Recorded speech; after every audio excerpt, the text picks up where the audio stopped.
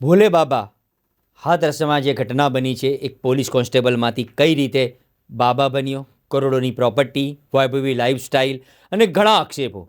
આમ તો આપણે 4-6 મહિનામાં નકલી બાબાઓની અસલી કહાનીઓ જોઈએ છે, તો પણ કેટલાક લોકો અંધશ્રદ્ધાના નામે આવા બાબાઓને ભગવાન નહોતા સમજી બેસે છે. અને આવા પાખંડી બાબાઓનું પણ આવું જ જોઈએ કે તે શ્રદ્ધા અને ભગવાનની વાતો કરી માસૂમ અને ભોળા લોકોને પોતાની માયાજાળમાં ફસાવી લાખો કરોડો રૂપિયા બનાવી પોતાની વૈભવી લાઈફસ્ટાઈલ બનાવતા હોય છે. ગુજરાતની જો વાત કરીએ તો સૌથી મોટા પાખંડી આસારામ અને નારાયણ ઉદાહરણ છે. આ સિવાય બાબા રામ રહીમ પણ એક જીવતો જાગતો દાખલો છે. આવા જ નકલી અને પાખંડી બાબામાં વધુ એક બાબાનો સમાવેશ થાય છે. તેનું નામ છે ભોલે બાબા. નમસ્કાર, હું છું જાવેદ સૈયદ. આજે વાત કરીએ પોલીસ કોન્સ્ટેબલથી બાબા બની બેઠેલા હાથરસના બાબાની. આ બાબા પણ પોતામાં રહેલા શબ્દોની રમતમાં લોકોને સત્સંગના નામે ઉલ્લુ બનાવી આશ્રમમાં આવતા લોકોને ભક્ત બનાવી ભોલે બાબા બની ગયો. થોડાક સમય પહેલાં એક વેબ સિરીઝ પણ આવી હતી, જેમાં સ્પષ્ટ બતાવવામાં આવ્યું છે કે આવા બાબા માત્ર લોકોને સત્સંગ અને ભાષણના નામે પોતાના શબ્દોની માયાજાળમાં ફસાવી લોકોની આસ્થા અને શ્રદ્ધા સાથે ખેલ ખેલે છે. સત્સંગમાં પાખંડી બાબાઓ પહેલાં તો ભીડ ભેગી કરે છે અને આ ભીડમાં પોતાના જ માણસો અને સાગરીદોને બેસાડી દીધા રમત રમે છે. એ આપણે જોઈ ચૂક્યા છે, જેમાં ડભોળી માતા, અમદાવાદની જ વાત કરીએ તો ડભોળી માતા પણ આ લિસ્ટમાં સામેલ છે. તો આજે ફરદા પાસ કરીએ હાથરસનો ભોલે બાબાની, જે એક સામાન્ય કોન્સ્ટેબલમાંથી બની ગયો કરોડપતિ બાબા. મંગળવારે યુપીના હાથરસમાં સત્સંગ બાગ જે ભાગદોડ મચી ગઈ હતી, એમાં મહિલાઓ, બાળકો ફસાઈ ગયા હતા. ભીડે તેને કચડી નાખ્યા, મૃતદેહના ઢગલા થઈ ગયા. અત્યાર સુધીમાં 100થી વધુ લોકોના મોત થયા છે. મૃતકોમાં મોટાભાગના બાળકો, વૃદ્ધો અને મહિલાઓ છે. તાજેતરના વર્ષોમાં સૌથી મોટી ઘટના છે. મહત્વની બાબત છે કે આ વર્ષની સૌથી મોટી ઘટના છે. લોકો ભોલે બાબાને પગની ધૂળ એકઠી કરવાનો પ્રયાસ કરવા લાગ્યા ત્યારે નાસભાગ મચી ગઈ. સ્વયંસેવકો, ભક્તો વોટર કેનનથી પાણીનો છંટકાવ કર્યો હતો. લોકો લપસી પડ્યા અને જમીન પર પડ્યા, પછી એકબીજા પર કૂદીને આમથી તેમ દોડવા લાગ્યા. અકસ્માત બાદ ભોલે બાબા ફરાર થઈ ગયો હતો. અકસ્માતના 40 કલાક વીતી ચૂક્યા બાદ પણ પોલીસ તેનું લોકેશન શોધી શકી નથી. યુપી પોલીસ હાલ બાબાને શોધી શકી નથી.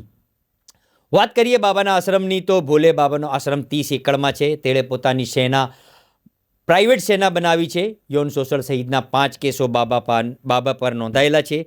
જ્યારે તે યુપી પોલીસમાં હેડ કોન્સ્ટેબલ હતો ત્યારે તેના પર જાતીય સતામણીના આરોપો લાગી ચૂક્યા છે. તેને બરતરફ કરવામાં પણ આવ્યો છે. તે જેલમાં પણ જઈને આવ્યો છે. જ્યારે તે જેલથી બહાર આવ્યો તેણે પોતાનું નામ, ઓળખ બદલી નાખી હતી. અનુયાયીઓએ ભોલે બાબા ઉર્ફ શાકર વિશ્વહરી ભગવાન તેને કહે છે. જ્યારે તેની પત્નીને માતાજી કહેવામાં આવે છે. બાબા અને તેની પત્ની દરેક સત્સંગના કાર્યક્રમમાં ભાગ લે છે. જ્યારે બાબા ત્યાં નહોતા ત્યારે તેની પત્ની ઉપદેશ આપે છે, સત્સંગ કરે છે. પત્નીની તબિયત 3 મહિનાથી ખરાબ છે, તેથી બાબા ઉપદેશ આપે છે. માટે તે દિવસે જે ઘટના બની ત્યારે બાબા એકલા હતા. હાથરસ જિલ્લાના 47 કિલોમીટર દૂર આવેલા ફુલરાઈ ગામમાં મંગળવારે બપોરે લગભગ 1 વાગે આ સમગ્ર અકસ્માત કાંડ સર્જાયો છે. એ સમયે ગામમાં ભોલે બાબા હાજર હતા, પરંતુ નાસભાગ થતાં જ તે ભાગી ગયો છે. તેના ઠેકાણા વિશે હાલ પોલીસને માહિતી નથી. દરમિયાન 2 સિદ્ધાંતો બહાર આવ્યા છે. પ્રથમ તો બાબા પોલીસ કસ્ટડીમાં છે તેવું માનવું છે. તેને મેનપુરીના બિછવા શહેરમાં સ્થિત રામકુટીર આશ્રમમાં રાખવામાં આવ્યો છે. આશ્રમની અંદર અને બહાર પોલીસ તૈનાત કરી દેવામાં આવી છે. મામલો ઠંડો પડતો જ પોલીસે તેની ધરપકડ કરી શકે છે. બીજી થિયરી કહેવા પ્રમાણે કે બાબા પોતાની મોબાઈલ સ્વિચ ઓફ કરી દીધો છે અને તે પોતે ફરાર થઈ ગયો છે. તેનું લોકેશન પોલીસ હાલ સુધી નથી જોડી શકતી. હવે જોઈએ ભોલે બાબાનું સાચું નામ શું છે અને તે આટલો મહાન ઉપદેશક કઈ રીતે બન્યો. યુપીના એટામાં જન્મેલો, નોકરીમાંથી બરતરફ અને પછી નામ બદલવાની, પછી ઓળખ બદલ્યું. ભોલે બાબાનું સાચું નામ સૂરજપાલ છે. તે એટા જિલ્લામાં બહાદુરનગરી ગામનો રહેવાસી છે. તેનો પ્રારંભિક અભ્યાસ એટા જિલ્લામાં થયો હતો. બાળપણથી તે પિતાના સાથે ખેતીમાં મદદ કરતો હતો. અભ્યાસ કર્યા બાદ યુપીની પોલીસમાં નોકરી તેને મળી. યુપીના 12 પોલીસ સ્ટેશનો ઉપરાંત મહત્વની બાબત છે કે સૂરજપાલ ઇન્ટેલિજન્સ યુનિટમાં તૈનાત હતો. એટલે તેણે 12 વર્ષ સુધી ઇન્ટેલિજન્સ યુનિટ સાથે કામ કર્યું છે. એટલે પોતાનું આઈક્યુ કેટલું પરફેક્ટ હશે તે પોતે જાણે છે. લોકોના માઇન્ડ સાથે કઈ રીતે ગેમ ખેલવી બાબાને સારી રીતે ખબર છે. યુપીના પોલીસમાં હેડ કોન્સ્ટેબલ તરીકે કામ કરતો હતો. તે વખતે સૂરજપાલ પણ 28 વર્ષ પહેલાં ઇટાવામાં પોસ્ટેડ થયો હતો. નોકરી દરમિયાન તેની સામે સતામણીના કેસો પણ નોંધાઈ ચૂક્યા છે. તેને પોલીસ વિભાગમાંથી બરતરફ કર્યા બાદ તે જેલમાંથી છૂટ્યા પછી તેણે પોતાનું નામ બદલીને નારાયણ હરિ ઉર્ફે શાકર વિશ્વ હરિ રાખ્યું અને આ ઉપદેશક બની ગયો. લોકોએ તેને ભોલે બાબા કહેવા લાગ્યા. સભામાં તેની પત્ની પણ તેના સાથે હોય છે. ગામમાં બાબાનો આશ્રમ 30 એકડમાં ફેલાયેલો છે, જ્યાં કોઈ ભગવાનની મૂર્તિ નથી. 2014માં તેણે પોતાનું રહેણાંક બહાદુરનગરથી બદલીને મેનપુરીના બિછવામાં કર્યું. આશ્રમનું સંચાલન સ્થાનિક વહીવટકર્તા હાથમાં છોડી દીધું. સૂત્રોના જણાવ્યા પ્રમાણે તેનું સ્થાન બદલાયું હોવા છતાં દરરોજ 12,000 લોકો તેના આશ્રમમાં મુલાકાત લેતા હતા. તે પોતાના કાફલાને કાર સાથે ચાલતો હતો. મીડિયાના અંતરજાળમાં બાબા દરેક ગામથી ઊંડો પ્રવેશ ધરાવે છે. અનુયાયીઓ તેને ભગવાન શિવની જેમ તેની પૂજા કરે છે. તેથી જ તેનું નામ ભોલે બાબા રાખવામાં આવ્યું છે. ભોલે બાબા અન્ય બાબાઓની જેમ ભગવા પોશાક પહેરતો નથી. મહત્વની બાબત છે તે કે તેના સત્સંગમાં 3 પીસ સૂટ અને રંગીન ચશ્મા જોવા મળે છે. સૂટ અને બૂટનો રંગ હંમેશા સફેદ હોય છે. ઘણી વખતે તો કુર્તા પાયજામા અને માથા પર સફેદ ટોપી પહેરીને સત્સંગમાં આવે છે. તે લોકોને આના જ ડ્રેસિંગના કારણે તે ભક્તોને એટ્રેક્ટ કરે છે. ભોલે બાબાએ તેના મેળાવામાં દાવો કર્યો કે 18 વર્ષની સેવા પછી તેણે 90ના દાયકામાં પોલીસ ડિપાર્ટમેન્ટમાંથી VRS લઈ લીધું. તેને ખબર નથી કે તેને સરકારી નોકરીમાંથી આધ્યાત્મિકતા તરફ કોણે ખેંચ્યું. VRS લીધા પછી ભગવાન સાથે મુલાકાત થઈ. ભગવાનની પ્રેરણાથી પ્રગટ થયું કે આ દેહ એ જ ભગવાનનો અંશ છે. પછી તેણે પોતાનું જીવન માનવ કલ્યાણ, સમાજ કલ્યાણ માટે સમર્પિત કરવાનું નક્કી કર્યું. તે કહે છે કે હું પોતે ક્યાંય નથી જતો. ભક્તો મને બોલાવે છે. ભક્તોની વિનંતી પર તે અલગ અલગ સ્થળોએ ફરતો રહે છે અને સભાઓ કરે છે. હાલમાં ઘણા IAS IPS અધિકારીઓ તેના શિષ્યો છે.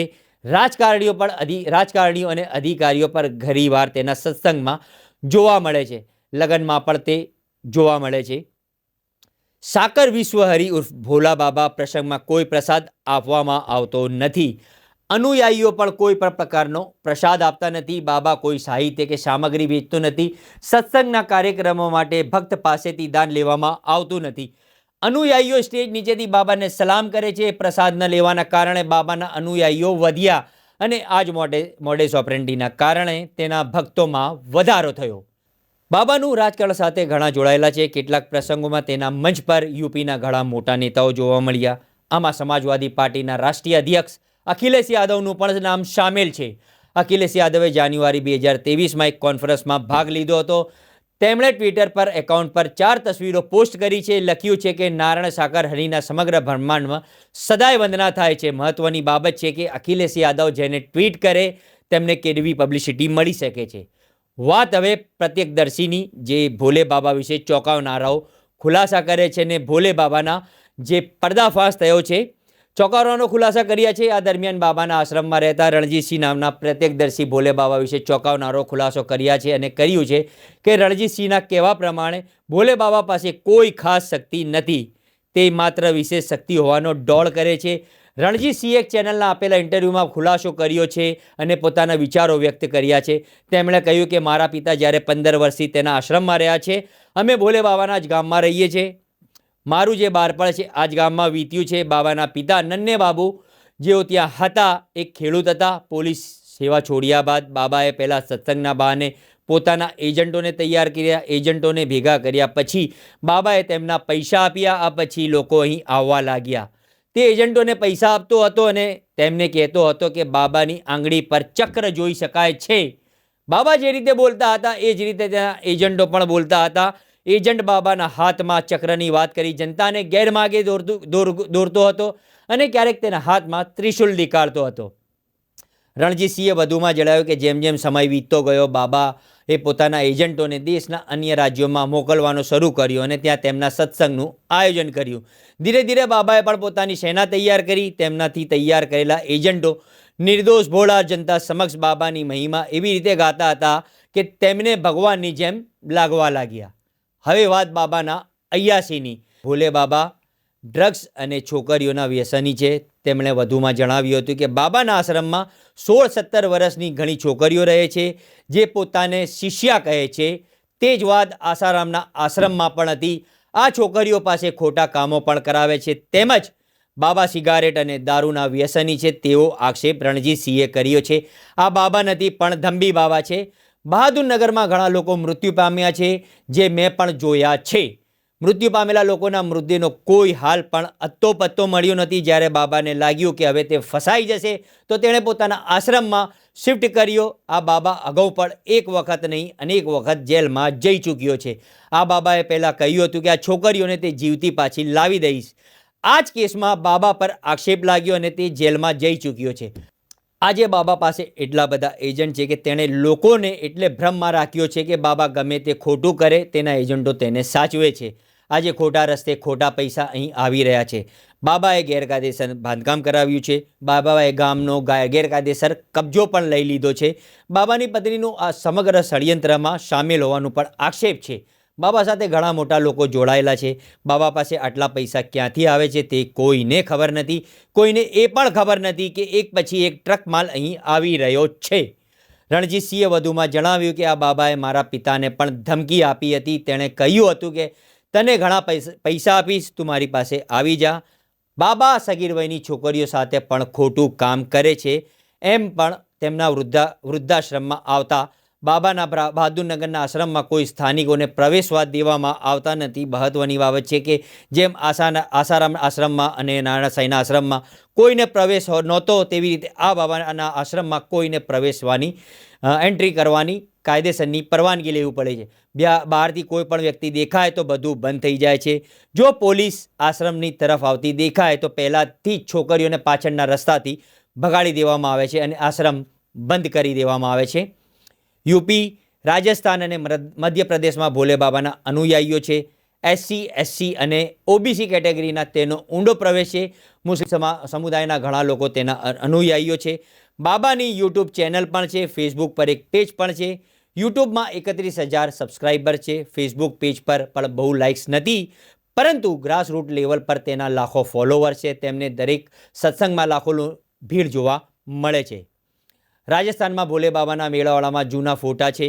બાબાની ખાનગી સેના કાળા પોશાકમાં વાહનો પાછળ દોડી રહી છે. આ એક પોતાની પ્રાઇવેટ આર્મી છે.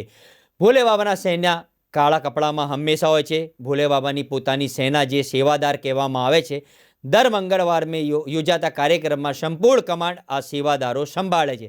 સેવાદાર દેશમાંથી આવતા શ્રદ્ધાળુઓ માટે પાણી અને ભોજનની અને ટ્રાફિકની વ્યવસ્થા કરે છે.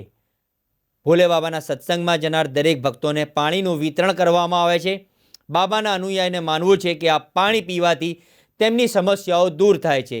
ઈટાના બહાદુરનગરમાં સ્થિત બાબાના આશ્રમની દરબાર યોજાય છે. આશ્રમની બહાર એક હેન્ડપંપ પણ છે. દરબાર દરમિયાન આ હેન્ડપંપ પરથી લોકો પાણી પીવા માટે લાંબી કતારો જોવા મળે છે. કોરોનાના સમયગાળા દરમિયાન પણ વિવાદ થયો હતો. મે 2022માં જ્યારે દેશમાં કોરોનાની લહેર ચાલી રહી હતી ત્યારે ભોલે બાબાએ ફરુખાબાદમાં એક સત્સંગ યોજ્યો હતો. જિલ્લા પ્રશાસને માત્ર 50 લોકોને જ આ સત્સંગની મંજૂરી આપી હતી, પરંતુ કાયદાનો ભંગ કરીને 50,000થી લોકો ભેગા થયા હતા. અહીં એકઠી થયેલી ભીડના કારણે શહેરની ટ્રાફિક વ્યવસ્થા ખોરવાઈ ગઈ હતી. ત્યારે જિલ્લા પ્રશાસને પણ આયોજકો સામે ફરિયાદ નોંધાવી હતી. આ વખતે પણ એવું કહેવામાં આવી રહ્યું કે જેટલા લોકોએ આ કાર્યક્રમમાં ભાગ લીધો હતો તેના કરતાં વધુ લોકો કાર્યક્રમમાં એકઠા થયા હતા. ભોલે બાબા પર જમીન હડપવાનો પર અનેક આરોપો લાગી ચૂક્યા છે. સાકર વિશ્વહરી ગ્રુપ પર કાનપુરના બિદુના પોલીસ સ્ટેશનમાં કરસુઈ ગામમાં 5 થી 7 વીઘા જમીનનો પર ગેરકાયદેસર કબજે કરવાનો આરોપ છે. મહત્વની બાબત છે કે આ બાબા પર ઘણા આરોપો લાગ્યા. ગેરકાયદેસર કબજો કરવાનો 30 એકરથી વધુ જમીન પર તેમણે કબજો કર્યો છે. બાબા અનેક વખત જેલમાં જઈ આવ્યો છે, જામીન પર બહાર છે. આવી જો વાત કરવા જઈએ તો આસારામ પણ ઘણી વખત આરોપો લાગ્યા છે જમીન પર કબજો કરવાના અને ગેરકાયદેસર રીતે જમીન પર કબજો કરવા, યૌન શોષણના. જોવું રહ્યું કે આ બાબા હવે ક્યારે પોલીસની પકડમાં આવે છે, તેના પર કઈ રીતના આરોપ લાગ્યા છે. બાબાને પણ રાજકારણીઓ બચાવી છે કે તે જેલમાં જાય છે, જોવું રહ્યું. મારા સાથે આવી જ બાબાની વાતો જાણવા માટે જોતા રહો ન્યૂઝ ફોર ઇન્ડિયા. નમસ્કાર.